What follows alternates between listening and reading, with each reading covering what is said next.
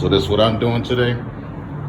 Got some time, I was gonna wait till next week, but this is the mass airflow sensor on the vehicle. Most cars that I drove don't have this. These newer cars that got all these sensors.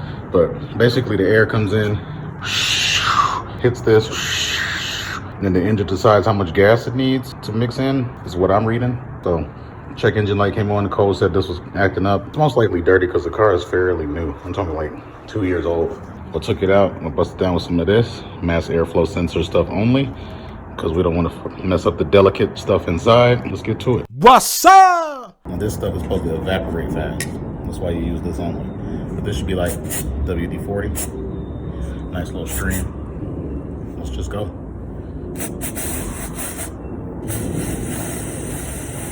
little computer. Sensor. Yeah, as soon as this hits the ground, it'll evaporate. Just gonna wait a few seconds, let it drip. We'll put it back in. Yes, Daddy! Dad. Anyways, man, I just want to say summertime's coming.